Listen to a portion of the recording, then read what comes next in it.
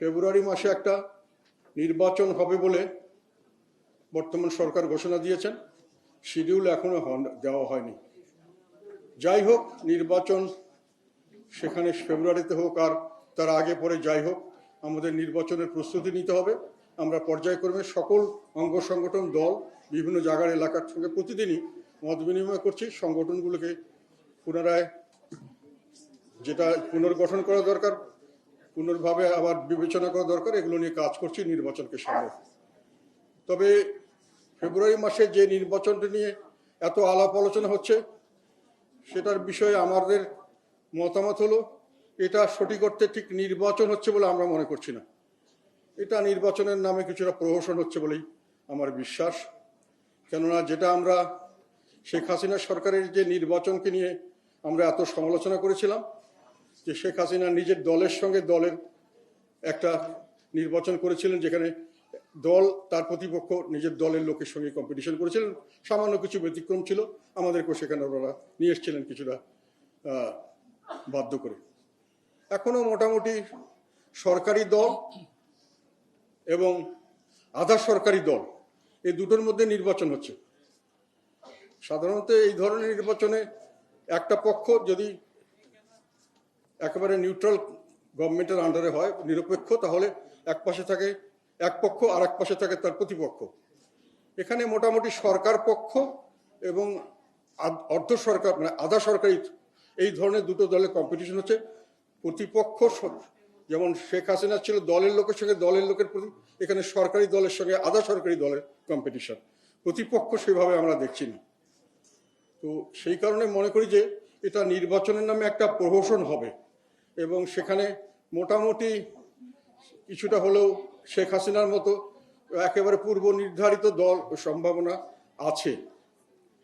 আর যারা সরকারি দল হিসাবে সরাসরি এখানে যেহেতু কম্পিটিশন করছেন, সেই জন্য বলছি যে সরকারি দল, যেটাকে সরকার যাদেরকে গ্রহণ করেছেন যে আমাদেরকে এনারা আমাদের নিয়োগকর্তা এবং এনারা আমাদের অভিভাবক, এবং তাদের দিয়ে দল গঠন করেছেন, সরকার সর্বাত্মকভাবে সেই দলকে সমর্থন করেছেন, এবং সেই দলের দুজন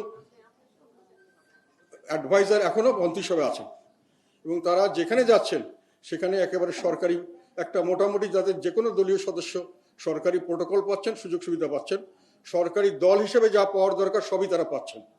এবং তাদের পৃষ্ঠপোষক হিসেবে যে দলটি আছে আমাদের, সেই দলগুলি জামাত ইসলাম এবং তার সঙ্গে আর কিছু দল, এগুলো মোটামুটি সরকারি, একেবারে সরকারি দল হিসেবে ওনারা যেটা যেখানে করতে চাচ্ছেন সেটা করতে পারছেন, এবং সেইভাবেই সরকারি দল হিসাবে এনারা ফাংশন করছেন। তো সরকারি দল 3-4 ভাগে সকলে মিলেই একটা হয়েছেন। আর এক পাশে আধা সরকারি দল হলো বিএনপি, আধা সরকারি দল। এরা একবার 100% সরকারকে কন্ট্রোল করতে পারছেন না, কিন্তু মোটামুটি 50 ভাগের বেশি হলেও তারা সরকারকে কন্ট্রোল করছেন। তো সরকারের সঙ্গে সরকারের নির্বাচনের জায়গায় সরকারের সঙ্গে আধা সরকার, এই ধরনের একটা নির্বাচন হচ্ছে। আর বাইরে তখনও 50 ভাগের বেশি মানুষকে এই নির্বাচন থেকে বাইরে রাখা হয়েছিল, এখনো 50 ভাগের বেশি মানুষকে এই নির্বাচন থেকে বাইরে রাখা হচ্ছে। আমি শুধু এটা বলতে চাই যে পরিস্থিতি দেশে দাঁড়িয়ে গেছে, সেখানে আমাদের সবাইকে সামনের দিকে খেয়াল করতে হবে। সরকারি দল এবং আধা সরকারি দলের নির্বাচন কোনো নির্বাচন নয়। সেই নিরপেক্ষ দলের অধীনে যে কোনো দল নির্বাচন করতে চাইবে তাকে নির্বাচন করতে দেওয়া উচিত, এবং মানুষ, জনগণ ঠিক করবে কাকে আমরা বর্জন করব, তো আমরা তাকে গ্রহণ করব। এই নির্বাচনগুলি গ্রহণযোগ্য নির্বাচন হবে না, এরপরে দেশে কোনো স্থিতিশীলতা আসবে না। এই নির্বাচনের দিন থেকে শুরু করে দেশে হিংসাত্মক কার্যকলাপ বাড়তে থাকবে, এবং যত দিন যাবে যদি নির্বাচনটা আমরা করে ফেলতে পারেন তাহলে অশান্তি বাড়বে।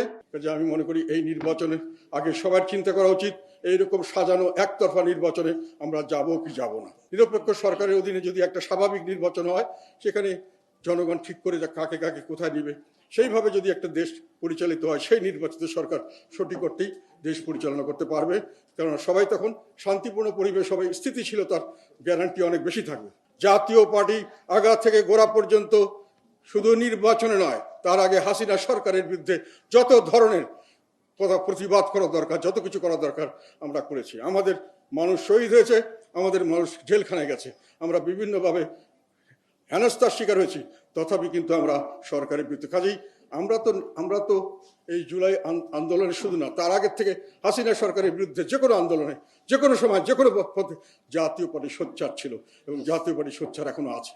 আর হ্যাঁ না ভোটের কথা বলেন, হ্যাঁ না ভোটটা আমরা অনেক দেখেছি, যেখানে হ্যাঁ না ভোটে এমনও দেখেছি যে 100%-এর জায়গায় 110% ভোট হয়ে গেছে হ্যাঁ। ওইসব দিয়ে কাজ হবে না। যেরকম ভাবে দেশ চলেছে আর দিন সেরকম ভাবে দেশ চলবে, সংবিধান অনুযায়ী দেশ চলবে, সংবিধান অনুযায়ী দেশের কোনো পরিবর্তন করতে হবে এবং সেখানে জনগণকে বুঝিয়ে তাদের মতামত গ্রহণ বা বর্জন করতে হবে। জাতীয় পার্টি কখনো কারো লেজুর ভিত্তি করে না, জাতীয় পার্টি কোনো কারোর সাথে দালালি করেনি, কোনো সময় দোসরগিরি করেনি। যারা করেছে তারা চলে গেছে, আমাদেরকে দিয়ে করানোর চেষ্টা করা হয়েছে, তাদেরকে দিয়ে আবার দল ভেঙে আমাদেরকে তাদেরকে সাপোর্ট করার জন্য বাধ্য করার চেষ্টা করা হয়েছে। আমরা এটা মানি না। জাতীয় পার্টি সবসময় জনগণের পাশে ছিল, সামনেও জনগণের পাশে থাকবে।